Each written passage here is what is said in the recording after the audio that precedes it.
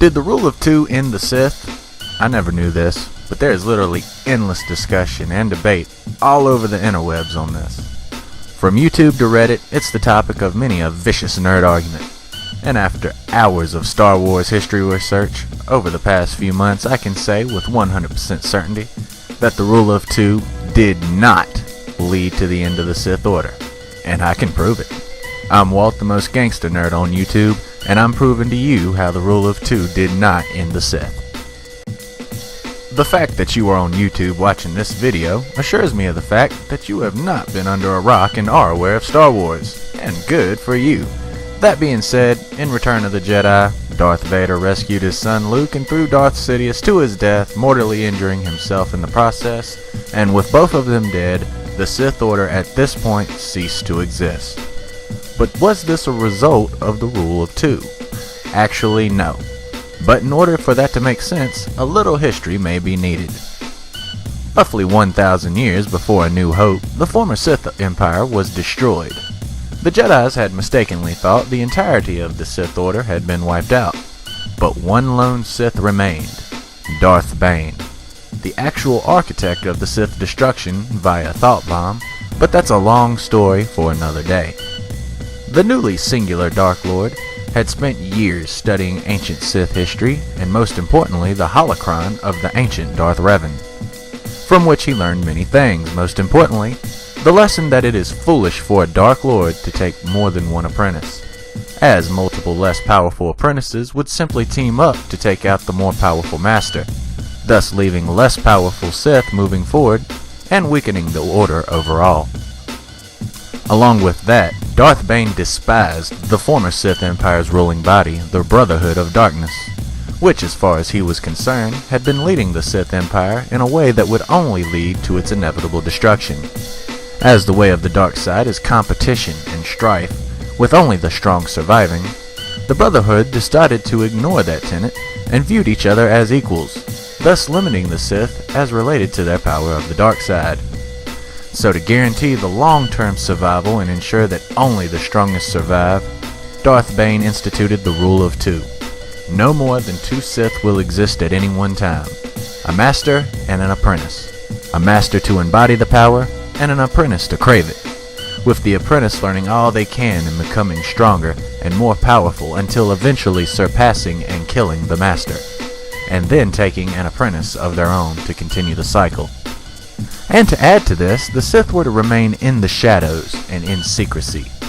This would start with Darth Bane and his apprentice Darth Zana, and continue until the eventual demise of the Republic and rise of the Empire. And it sorta did, except that it didn't. Oh yes, the events of Darth Vader betraying Darth Sidious and returning to the light were set in motion long before this, and began with a perversion of the rule of two, not the rule of two itself. A lesser-known Sith Master, Darth Tenebrous, is in fact the beginning of the end of the Sith Order. To be brief, Darth Tenebrous was Sith Lord of the Darth Bane lineage and the Master to the Master of Darth Sidious, Darth Plagueis. Darth Tenebrous, along with being a fierce and cunning Sith Master, studied the Force, convinced that he would be able to figure out the secret to immortality. Once achieved, he assumed him and his apprentice would rule the galaxy together forever. Unfortunately, his apprentice Darth Plagueis had no interest in this, and after a mining accident on planet Baldimnik, Darth Plagueis would manage to crush Darth Tenebrous under a load of rocks and then, mocking him, snapped his neck with the Force. Darth Tenebrous's studies did not escape his apprentice Darth Plagueis. Though Plagueis had no interest in ruling alongside his master, he was interested in immortality through the Force. He would continue the work of Tenebrous, even making breakthroughs at certain points. But as time progressed, he too took on an apprentice, Darth Sidious. Together, they would progress towards their ultimate goal of taking over the galaxy, while still searching for the secret to immortality. Darth Plagueis' whole agenda was not that different from his master's, as he wished to gain immortality, conquer the galaxy, and rule as equals with Darth Sidious. The only real difference was that Tenebrous would keep Plagueis as his immortal apprentice, where Plagueis wanted to rule as equals with Sidious. And similar to Plagueis, Sidious had no intention of ruling alongside his master.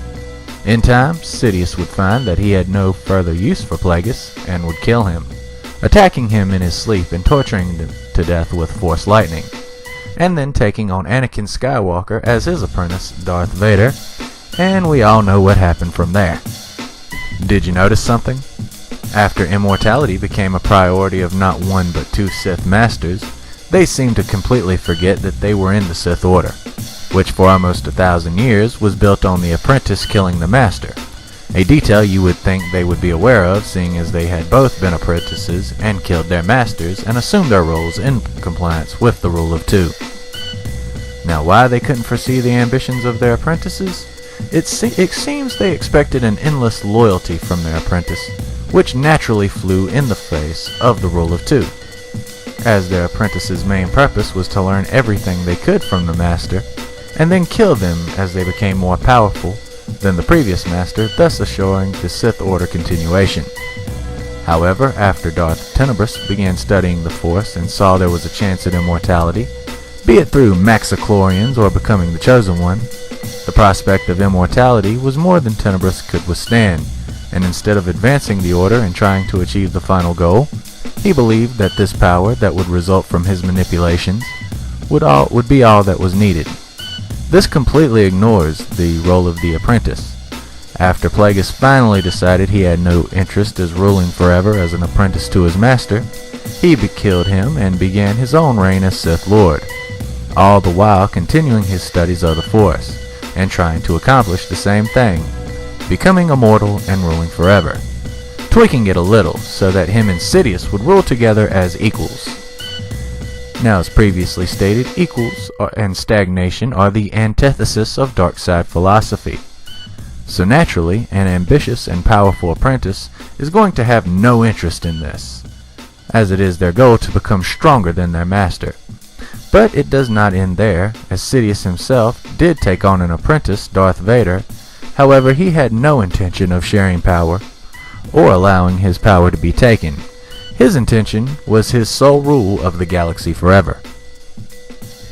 After the now iconic battle on Mustafar between Anakin and Obi-Wan, Anakin would be left in a severe injured state.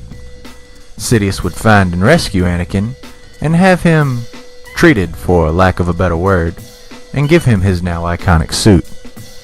After this, Sidious would then send his apprentice on several notable quests, before finally expecting him to either kill his son or watch his son be killed, all the while being aware that Darth Vader retained a small part of the light side of the Force within himself. This was a gross negligence. The gross negligence of not selecting the correct apprentice, coupled with the disregard for the rule of two, led directly to the fall of the Sith Order, not the rule of two itself.